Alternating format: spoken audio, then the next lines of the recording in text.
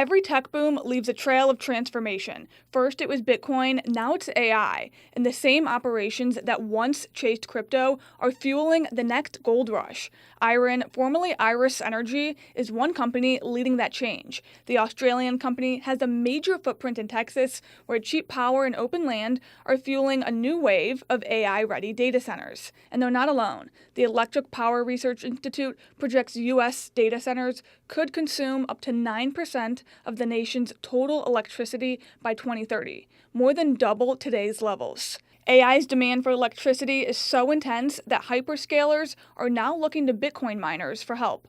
These companies already control massive energy contracts and power-dense facilities, the same infrastructure AI needs to run advanced models. So instead of competing for grid capacity, some miners are partnering with tech giants to repurpose their sites for high-performance computing. I sat down with IREN Chief Commercial Officer Kent Draper to talk about what's driving that transition and how they're reusing their mining sites to power the AI revolution. So, how do you define IREN today? A Bitcoin miner, a data center operator, or a broader energy tech company? Yeah, it's an interesting question. We've worked very hard over time to build up optionality in our platform to be able to monetize it in various different ways. I think across all of those industries, if you look at what is the key pinch point in the sector at the moment, it is access to land, power, and data centers that are capable of handling power-dense computing applications. All of which we have in abundance within IREN.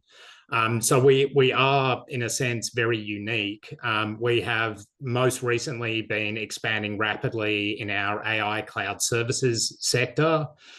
So this is where we own GPUs and provide GPU as a service to third-party customers. That has been growing extremely rapidly. We're seeing enormous demand there and continue to expand. And within that segment, we are unique in the sense that we are vertically integrated and own our own data centers. So if you have a look at us relative to peers in that sector, CoreWeave, Nebius, etc., who don't typically own their own data centers, we do have some distinct, what we think are advantages relative to the end customer. Then if you look at us within the Bitcoin mining space, which is, what we've been involved in historically, again, very unique relative to others that are making a transition to AI. Because first of all, for us, this isn't really a transition. We've always had in mind multiple different use cases. And so we just consider this a natural extension. And secondly, we do have that AI cloud services vertical, whereas most of the people coming out of the Bitcoin mining sector can really only monetize the data center space that they have through AI co-location. So in all senses, we're kind of a unique company and very different from everybody else that operates across either of those sectors. Mm-hmm. And you already had the land, the power, and the cooling. How much of this pivoting was strategy, and how much was simply recognizing that you were sitting on the right assets at the right time? Yeah, this, as I said earlier, this isn't a pivot for us. This has been the strategy from day one. So going right back to 7 to 8 years ago when the business was founded, it was very much around the thesis of fast growth in the digital space, increasing digitization of everything, increasing data dependency, and the fact that you get these exponential growth cycles in the digital world that occur over very short periods of time, but you need the real world infrastructure to be able to support that. And the real world infrastructure has multi-year development cycles. And so that has always been what we've targeted. And our seed decks, right back when we were doing our early capital raises, had identified AI and machine learning as specific use cases for the data center platform that we were building. And I think it's instructive as to how we've actually built out our platform. So I mentioned the vertical integration. We own the land, the data center infrastructure, the electrical infrastructure at our sites, all of the grid connection infrastructure. We've always built very high quality data centers. We've never used shipping containers or retrofitted warehouses. And today we are literally operating AI workloads in the very same data halls where we're operating Bitcoin mining. This has always been part of the thesis and the strategy from day one. And going off of that, you mentioned the operations today that you guys have going. Where are you guys focusing your CapEx spend? Yeah, today, primarily the number one area that we're expanding in is that AI cloud services vertical. We are seeing extremely strong demand.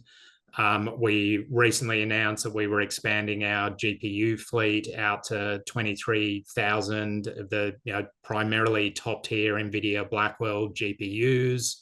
Of that 23,000, we've already contracted 11,000 of the GPUs on multi-year contracts.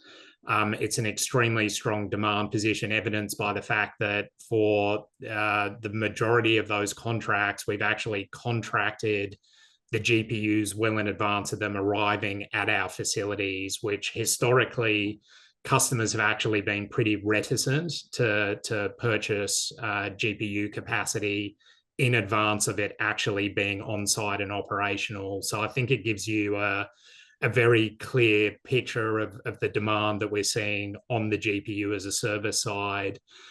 In addition to that, obviously, because of the vertical integration, we continue to build out data center capacity in order to be able to accommodate our cloud services business. And in particular, we are building our first liquid to chip cooled facility at our operational data center campus down in Texas. Expecting that to be GPU ready by the end of this year. And we already have a second phase of that is under construction, which again, I think is instructive relative to the demand picture that we're seeing, which is extremely strong.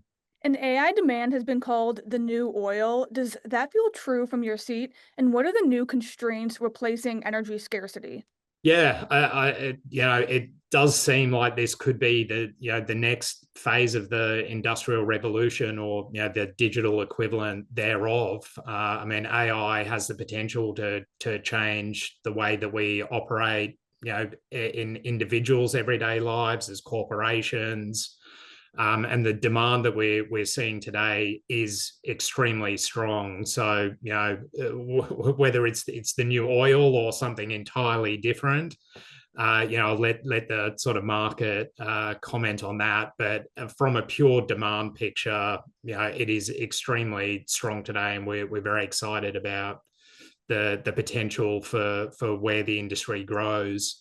As to the pinch points I mentioned earlier, it is across a number of elements, and I think power still is the number one constraint.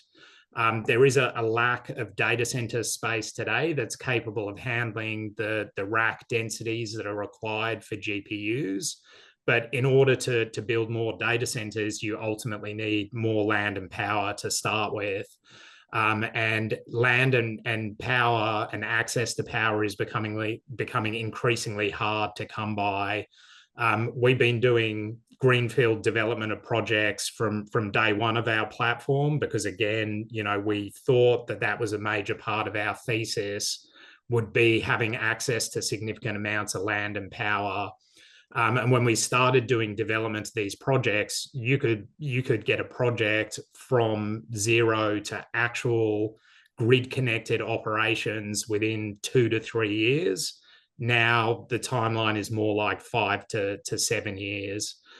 So I do still think that is the major pinch point in the industry, and we've secured 3 gigawatts of grid connected power.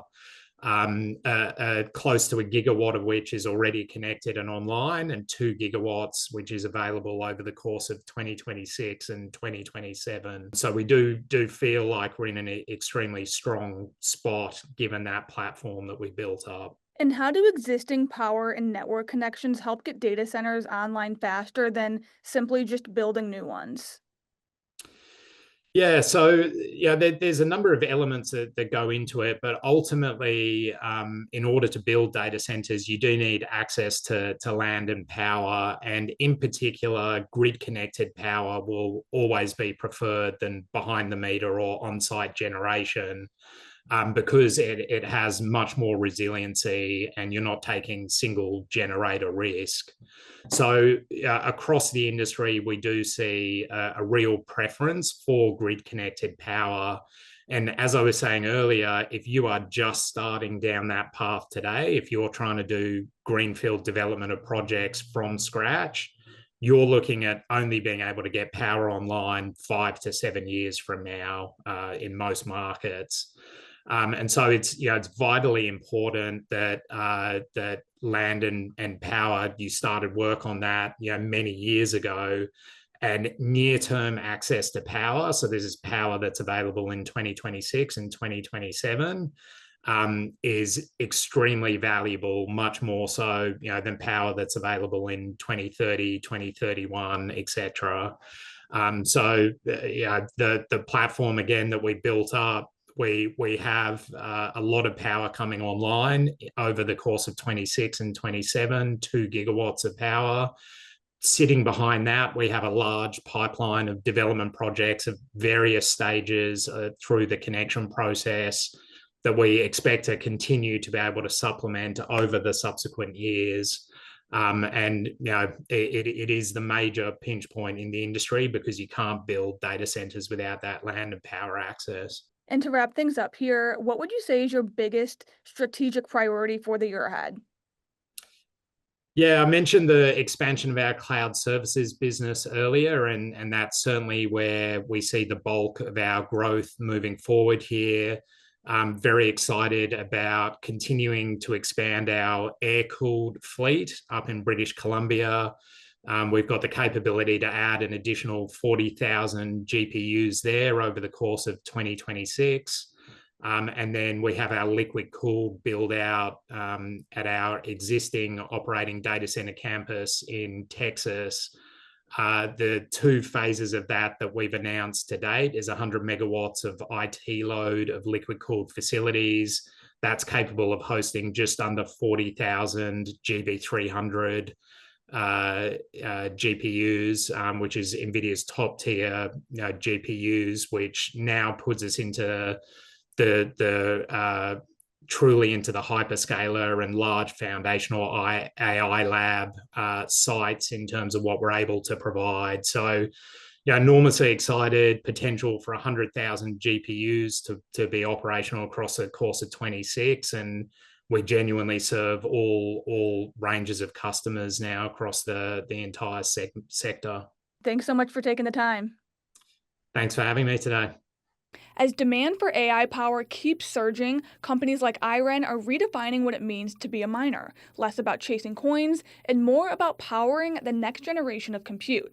Industry leaders say the evolution is creating a power struggle between AI data centers and crypto miners, with both competing for scarce electricity in the US and Texas and beyond. The energy arms race is moving from crypto to compute, and IREN's bet is the real mining boom may just be beginning. For Investors Business Daily, I'm Clara O'Connor.